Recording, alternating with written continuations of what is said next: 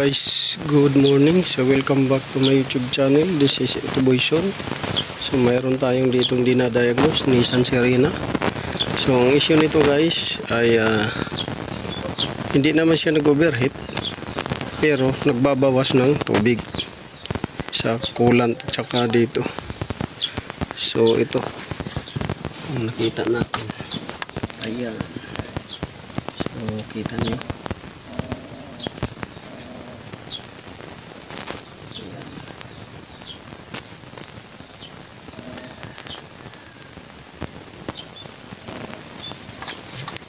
So yan yung dahilan kung bakit nagbabawas ng coolant.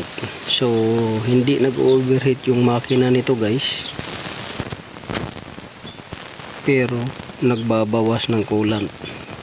So dahil malapit yan guys, yung tulo na yan o may leaking na yan sa heater hose o heater pipe, malapit yan sa drainage ng aircon evaporator. Kaya minsan ang nangyari, hindi napapansin ng may-ari, akala niya is galing sa aircon drain. So ang aircon drain nito guys, ito nandito, aircon evaporator drain niya sa tubig. Ayan, nandoon sa heater hose o pipe ang may leaking. So pagka tumulo yung sa aircon guys, minsan akala ng may customer is galing sa aircon, dahil tubig rin yun naman nung sa aircon drain. Ayan, yan yung pipe na yan, drain yan, pero nandoon sa baba yung heater pipe. So ayan, pinapadrin natin yan dahil ang gagawin natin yan ay siguro puputulin natin na lang yan, tapos papasakan natin ng hose na bago. Ang problema, sobrang sikip. So pagtiyagaan na lang natin yan. So yan lang guys ang ma-share ko sa inyo. Silipin ninyo yung ilalim, baka maya hindi na galing sa aircon drain yung tubig, baka maya galing na sa heater. So yan yung dahilan kung bakit nagbabawas minsan ng tubig, pero hindi siya nag-overheat. Hindi siya nag-overheat guys, nagbabawas lang siya ng tubig. So itong Nissan Serena, so old model na to, so kakaiba rin siguro yung linya ng cooling system niya to, kung bakit hindi siya nag-overheat pero nagbabawas ng coolant.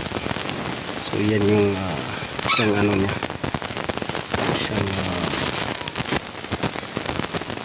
sintomas at isang system niya na kakaiba. So yun lang guys, ang tips dito guys na makukuha ninyo ay silipin ninyo sa baba, baka maya hindi na sa drain ng aircon yung galing na pumapatak na tubig, kundi galing na sa leaking ng mga hoses. So sa mga may issue ng nag-overheat pero okay naman yung level coolant, so check nyo yung auxiliary pan ninyo kung gumagana, clutch pan ninyo kung ayos ba yung status, or baka nag-prevailing thermostat ninyo, mamaya hindi lang nagbubukas. Radiator cap nyo, silipin nyo, baka mamaya palyado na rin. Dito sa case na to, hindi nag-overheat pero nagbabawas ng tubig. Nagbabawas ng tubig, pero ito hindi nag-overheat, nagbabawas pa ng tubig. So yun, sana nakukuha ko yung